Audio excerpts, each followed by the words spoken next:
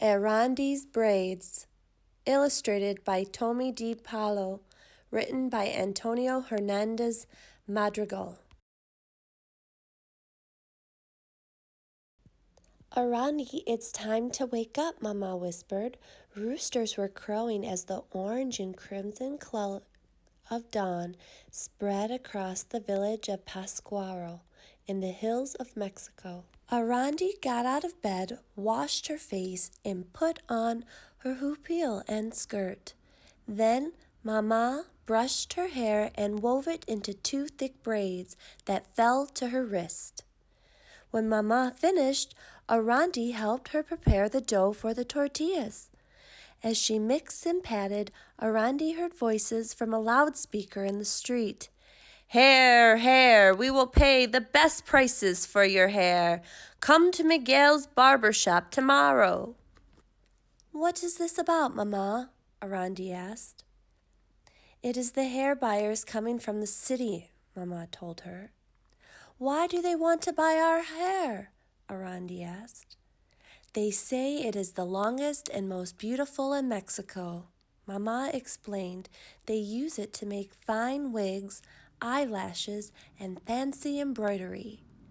Mama looked in the old cracked mirror on the adobe wall. Her own hair fell just below her shoulders. "Your hair is much longer and thicker than mine, Erandi. The hair buyers would pay a fortune for your beautiful braids." She said this with pride. The two sat down to eat their meal of beans and tortillas. "Do you remember what day tomorrow is, Erandi?" "Si, Mama," Erandi said. "My birthday." She would be 7, and Mama was going to take her to Senora Andres to shop to pick out a present. Erandi hoped she would get a new dress to wear to the village fiesta. They finished eating and got ready to go to the lake. Mama packed her fishing net and put it on her back. "Don't forget the buckets, Erandi," she said, starting off down the trail. When they arrived at the lake, women and men from the village were already fishing.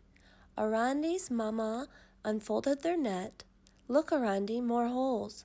I won't be able to repair it anymore. We need a new net so badly."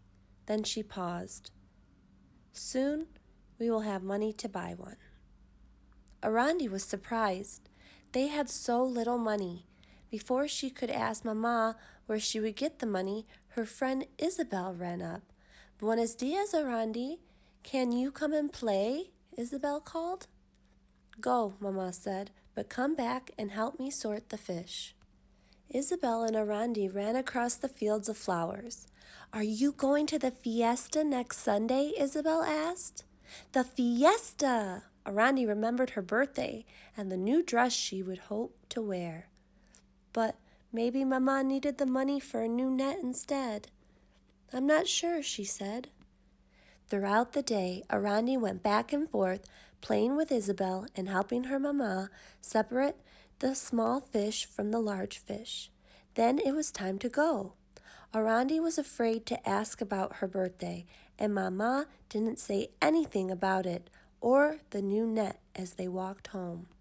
But the next morning, after making the tortillas, Mama said, "It's time to go to Senora Andrea's shop, Erandi." Erandi smiled. She knew she would have a new dress for the fiesta after all. As they entered the shop in the square, Erandi saw a beautiful doll wearing a finely embroidered yellow dress. Mama saw Erandi stare at the doll. "Erandi," Mama said, "what do you want for your birthday?" Erandi wanted the doll, but she knew she couldn't have both the doll and a dress. She pointed to a yellow dress, the same color as the doll's. "Maybe next year we can buy you a doll," Mama said, as she paid for the dress. After they left the shop, Mama turned to Erandi and said, "Now we will go to the barber shop." Erandi caught her breath. "My hair! So that is how Mama is going to get the money for a new net. She's going to sell my braids." Erandi shivered at the thought of the barber cutting off her braids, but she did not say a word to Mama. They reached Miguel's barber shop and went inside. Erandi looked across the room crowded with women. She gripped Mama's hand and huddled in her skirt. She didn't look at the barber chair, but she couldn't help hearing the sharp snip, snip, snip of scissors. Will my hair ever grow back? She worried. The line of women moved slowly, and Arandi's heart pounded as she and Mama reached the front. Next person, the barber called out. Gazing at the enormous scissors in his hand, Erandi felt her knees tremble, but before she could move, Mama walked to the chair and sat down.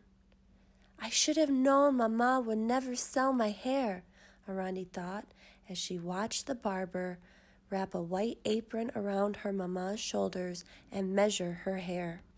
Your hair is not long enough, she heard the barber say.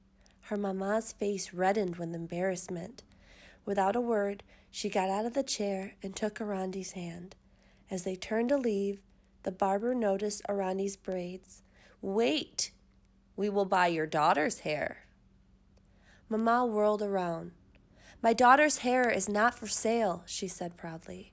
Then she felt the pull of Erandi's hand and looked down. See, Mama, we will sell my braids, Erandi whispered. No, mija, we don't have to sell your hair. But Erandi let go of her hand and walked toward the chair. The woman stared as she climbed into the seat. The barber measured her braids and picked up his scissors. Erandi closed her eyes.